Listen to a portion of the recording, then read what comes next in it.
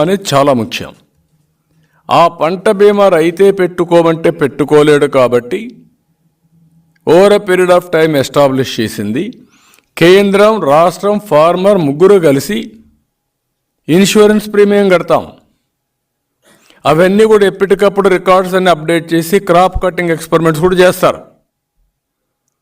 ఎప్పుడైతే ఇలాంటి విపత్తు వచ్చినప్పుడు ఏ స్టేజ్లో పంట నష్టమైంది, ఎంత పెట్టుబడి పెట్టారో అవన్నీ క్యాలిక్యులేట్ చేసి తద్వారా ఆ రైతుకి కాంపన్సేషన్ ఇస్తారు, నష్టపరిహారం ఇస్తారు.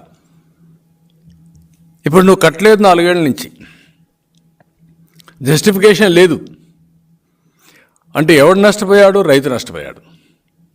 ఏం చెప్పారు ఈయన? నేను పెడతా, నేను సెపరేట్ ఇన్సూరెన్స్ కంపెనీని పెడతా అన్నాడు. కొండ 4 మందేస్తే ఉండే 4 పోయినట్టు ఉండే వ్యవస్థను సర్వనాశనం చేసి రైతుల్ని గోదావరిలో ముంచేసే పరిస్థితికి వచ్చాడు. అదొక పెద్ద శాపంగా మారింది.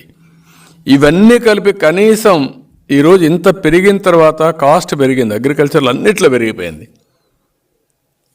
నేను చాలా స్పష్టంగా 2018 కానీ 14 కానీ ఉదుహుదు కానీ తిత్లికి కానీ నేను చాలా క్లియర్గా ఒక ప్యాకేజ్ ఇచ్చాం.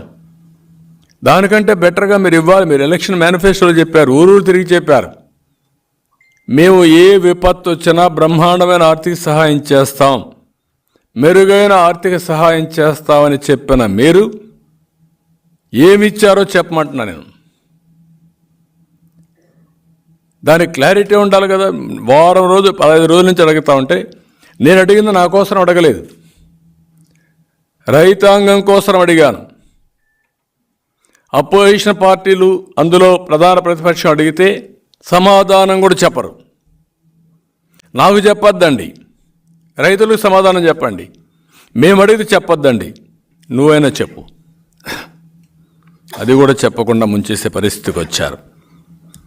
ఈరోజు ఈ 2 ఇష్యూస్ వల్ల, వీళ్ళు చేసిన నిర్వాహకం వల్ల రాష్ట్ర రైతాంగం తిరిగి కోలుకోలేని స్థితిలోకి వెళ్ళిపోయారు. దేశంలో ఎక్కువ ఆత్మహత్యలు జరిగే రాష్ట్రంలో మన రైతు 3వ స్థానం, కౌలు రైతు 2వ స్థానం. దేశంలో ఎక్కువ అప్పులుండే రైతాంగం నెంబర్ 1 ఆంధ్రప్రదేశ్ రాష్ట్రం. ఈ దెబ్బతో నెంబర్ 1 కాదు, ఎక్కడికో వెళ్ళిపోతాం. ఇంకా తిరిగి కోలుకోలేని పరిస్థితి, తిరిగి రీపే చేయలేని పరిస్థితి.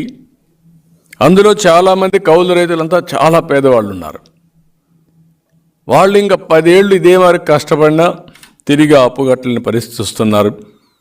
ఇది చాలా దారుణం. ఇప్పటికైనా సరే మేము చాలా స్పష్టంగా నేను పోయి వచ్చిన తర్వాత మా లీడర్స్ అందరినీ క్షేత్రస్థాయికి పరిశీలన పంపించాం, టీములు పంపించాం. ఈ టీం కూడా కేంద్రం చూసిన టీములకి రిప్రజెంటేషన్స్ ఇస్తున్నాం. మళ్ళీ మేము కాంప్రహెన్సివ్గా ఒక రిపోర్ట్ తయారు చేస్తాం.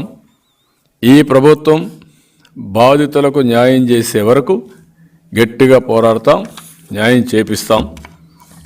నేను కనీసం ఒక హెక్టార్కి 30,000 రూపాయలు వరికి మనం అడిగాను. నేనున్నప్పుడే 10,000 రూపాయలు హెక్టార్కు ఉంటే దాన్ని 20,000 రూపాయలు చేశాను, డబల్ చేశాం. ఇప్పుడు నేను అడిగింది ఏంటి? 30,000 చేయమన్నాం, అంటే 50% చేయమన్నాం. అది కూడా చేయడానికి మీకేంటి? పెట్రోల్ పెరిగింది, డీజిల్ పెరిగింది, ఇన్పుట్స్ కాస్ట్ పెరిగింది, అన్నీ పెరిగిపోయినాయి. అది చేసే పరిస్థితులు లేరు. ఆ రోజే ఎవరన్నా చనిపోతే 5 లక్షలు